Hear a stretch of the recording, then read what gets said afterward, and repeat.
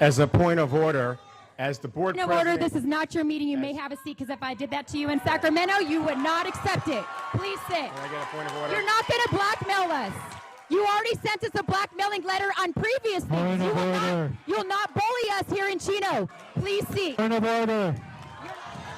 In Chino. We're Point going of to take a order. 5-minute break.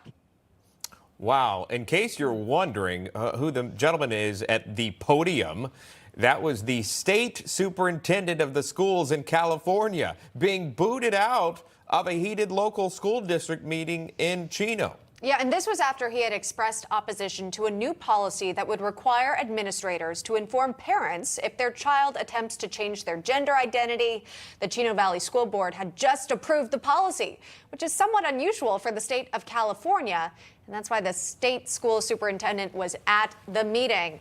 So here with more details, Sonja Shaw is the president of the Chino Valley Unified School District Board of Education. Amy Davlin is a parent at the Chino Valley Unified School District. Ladies, welcome. Thanks for coming on. Wow, what a heated moment. You don't often see this at school board meetings, but Sonja, you really held your ground there. Under the policy, again, the idea that parents must be aware if their child wants to change a name or pronoun that's different than birth certificate or official records. Can you take us back to that moment, walk us through what happened, and ultimately, how did it end?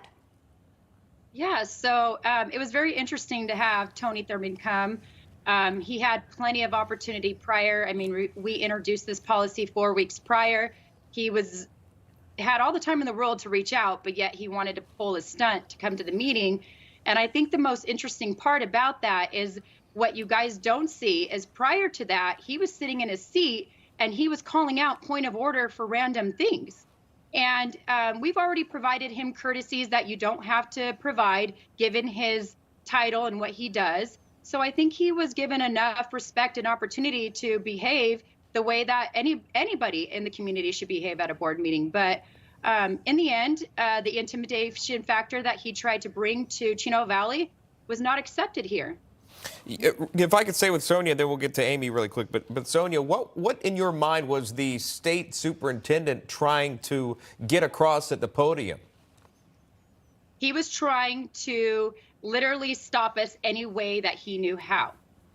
What you guys didn't see is prior to the meeting, him and I had a brief conversation on the phone. Mind you, he was at our school for a couple of hours. He knew exactly where to find me, and he asked me if I would reconsider the policy and if we could sit down together. And I said, we can absolutely sit down after the meeting, but no, I will not reconsider the policy.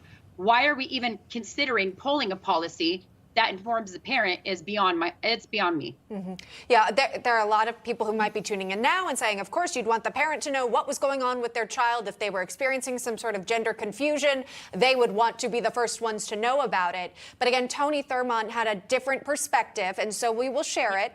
He shared this on Twitter, saying that he had some concerns that 40% of the students who identify as LGBTQ+ in California have considered suicide. Therefore, tonight I went to a school board meeting to stand up for the LGBTQ+ students who invited me to join them as they spoke out against a radical new policy that threatens their safety. When done speaking, the board president verbally attacked me and instructed the police to remove me. He goes on to say, I don't mind being thrown out of a board meeting by extremists. I can take the heat. It's part of the job. What I can't accept is the mistreatment of vulnerable students whose privacy is being taken away.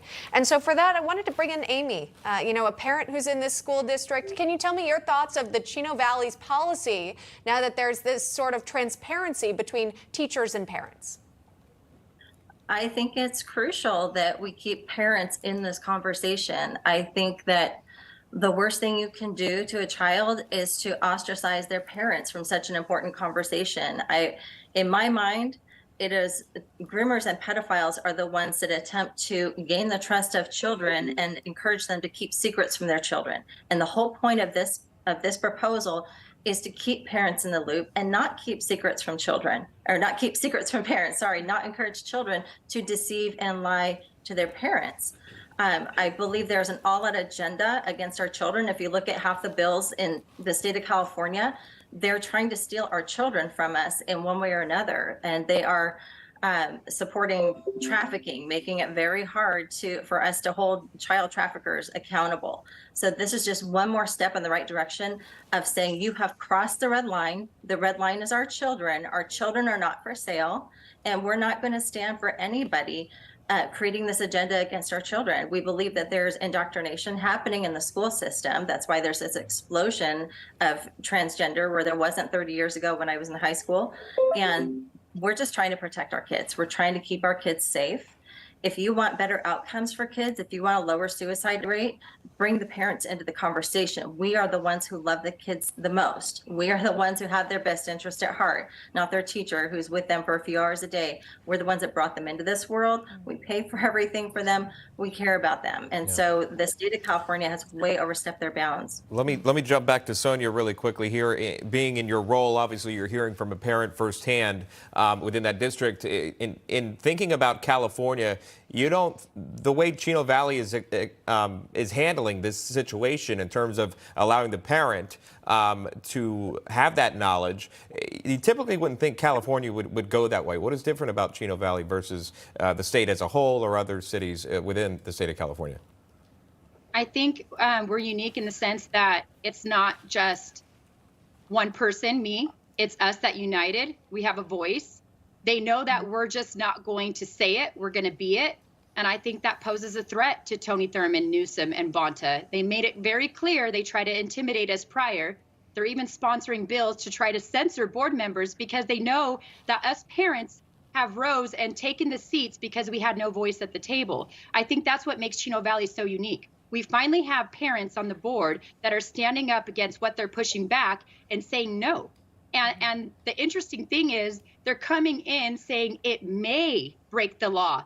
It may cause a child harm. Well, my question to them is, why are you assuming a parent is dangerous? That's why we're here in the beginning. Why do we have policies? Why has me as a parent seen that we had a policy that actually kept a secret this very thing from the parents prior to me taking the board?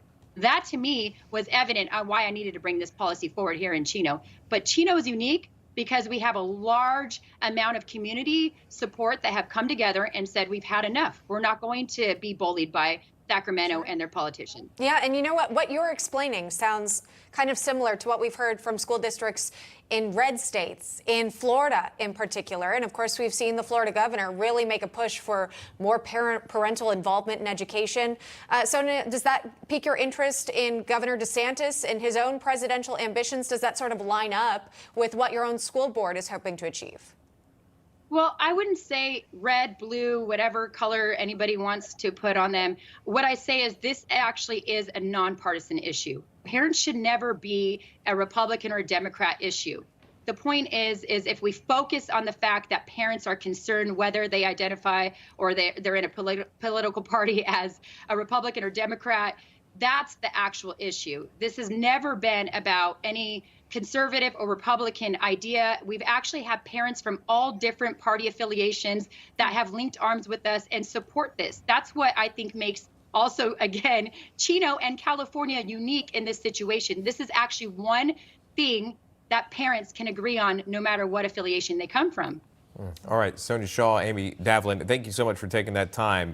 Very interesting story coming out of Chino in California. Thank you. Thank you for our time. You're welcome.